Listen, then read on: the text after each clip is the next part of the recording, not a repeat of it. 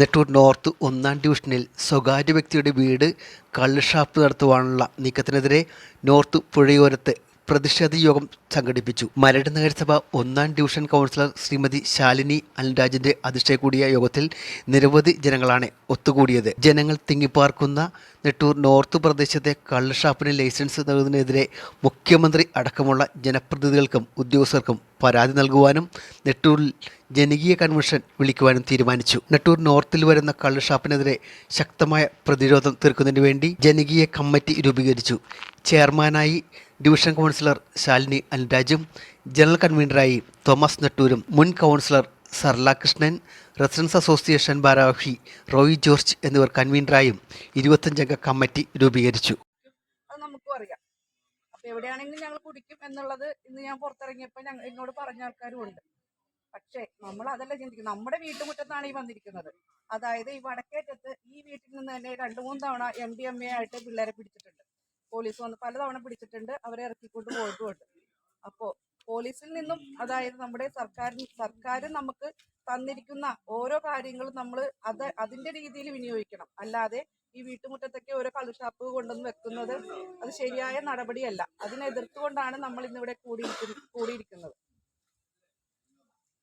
ഓരോ കുഞ്ഞുങ്ങളും ഇന്ന് നമ്മൾ പണ്ടൊക്കെ കള്ള് കുടിച്ച് നടന്നിരുന്ന പിള്ളേര് ഇന്ന് അവരുപയോഗിക്കുന്ന MDMA, അതുപോലെ സ്റ്റാമ്പ്, അങ്ങനെ ഒട്ടനവധി പേരുകളിലാണ് ഈ വിവരങ്ങൾ നമ്മൾ കേട്ടറിയുന്നത്. അതായത് സ്വന്തം പെങ്ങളെ, അമ്മയെ കണ്ടാലും തിരിച്ചറിയാൻ പാടില്ലാത്ത വിധത്തിൽ ഇവരുടെ തലച്ചോറ് പ്രവർത്തിച്ചു തുടങ്ങി.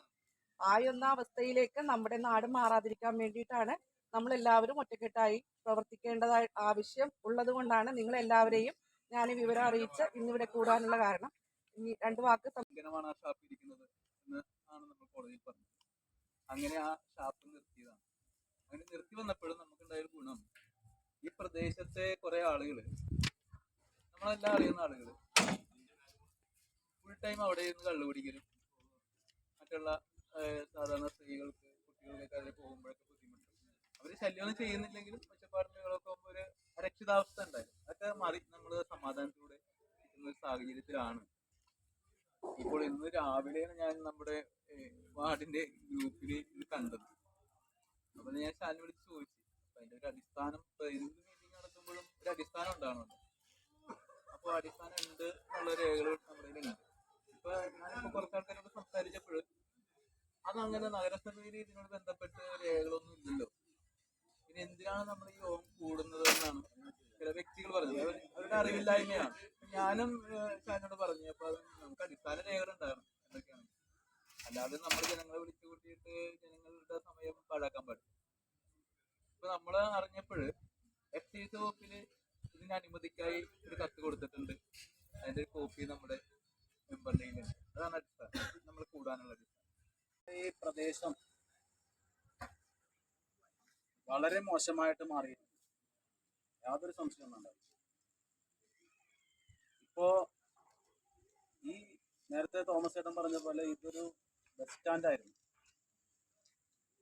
ഈ ബസ് സ്റ്റാൻഡ് മാറിയതിന് ശേഷം ഇവിടെ പല ആളുകളും ഒന്ന് കാറ്റുകൊള്ളാനും ഒന്ന് സമയം പോക്കിനും വേണ്ടി വന്ന് വൈകുന്നേര സമയങ്ങളിൽ ഇരിക്കുന്ന ഒരു പ്രവണതകൾ ഉണ്ട് ഇവിടെ.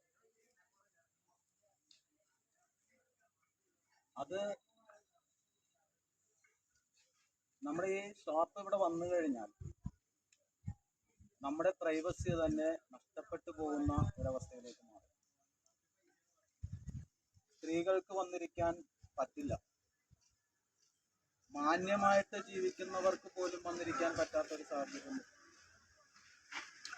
കാരണം കള്ള് മാത്രമായിരിക്കില്ല അവരുപയോഗിക്കുന്നത്.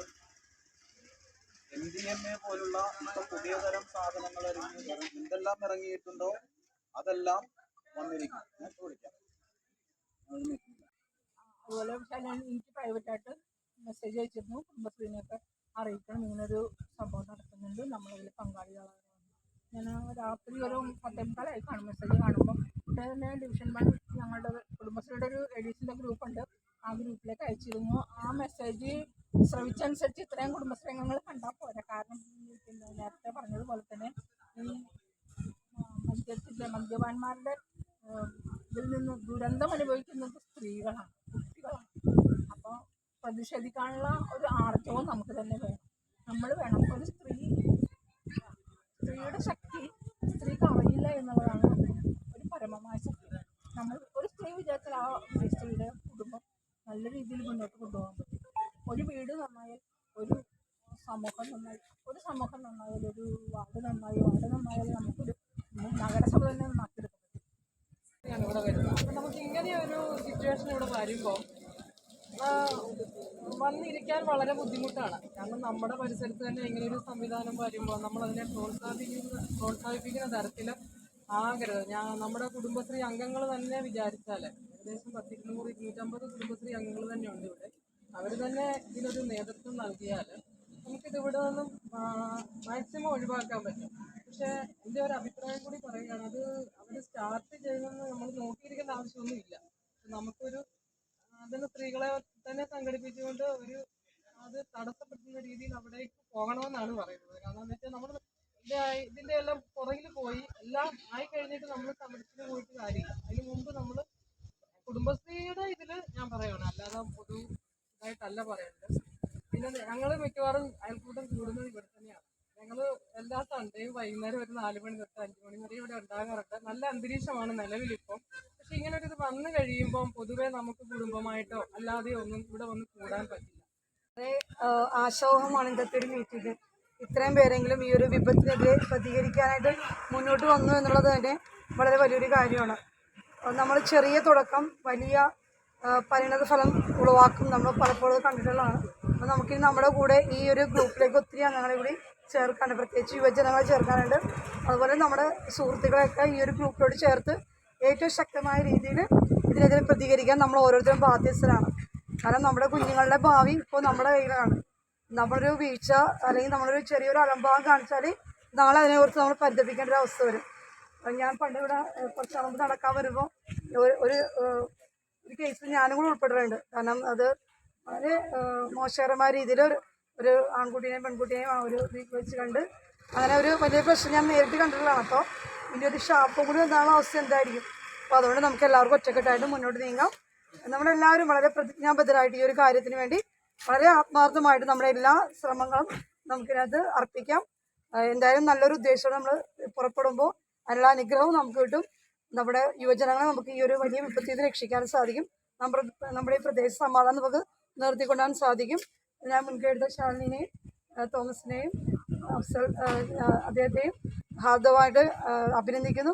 ഇന്നിവിടെ എത്തിച്ചേർന്ന എല്ലാ വ്യക്തികൾക്കും അനുമോദനങ്ങൾ അർപ്പിച്ചുകൊണ്ട് നിർത്തുന്നു.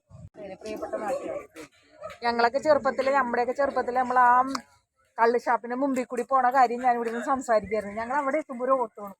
കാരണം നമുക്ക് അതിൻ്റെ ഉള്ളിൽ പാട്ടും ബഹളവും ഒക്കെ കേൾക്കണോണ്ട് നമ്മൾ ആ ഒരു സ്പോട്ട് എത്തുമ്പോൾ ഒരു ഓട്ടമാണ്. അവിടെ എത്തിയിട്ടാണ് പിന്നെ ശ്വാസം വിടുന്നത്. ആ ഒരു സിറ്റുവേഷൻ നമ്മുടെ മക്കൾക്ക് വരരുത് എന്നുള്ള ഒരു മുൻകരുതലോടുകൂടി തന്നെ ശാലിനി കൗൺസിലറായിരുന്ന ശാലിനി, അതുപോലെ തോമസ് ചേട്ടനും എല്ലാവരും മുൻകൈ എടുത്ത് ഇത് നിർത്തലാക്കും ഇതിൻ്റെ പരിപാടി എന്നുള്ള ആത്മവിശ്വാസത്തിൻ്റെ പുറത്താണ് നമ്മളെല്ലാവരും ഇവിടെ നിന്ന് കൂടിയത്. അപ്പോൾ ഇതിന് ചുക്കാൻ പിടിക്കണ ഇവർക്ക് ആദ്യം നന്ദി പറയാണ്.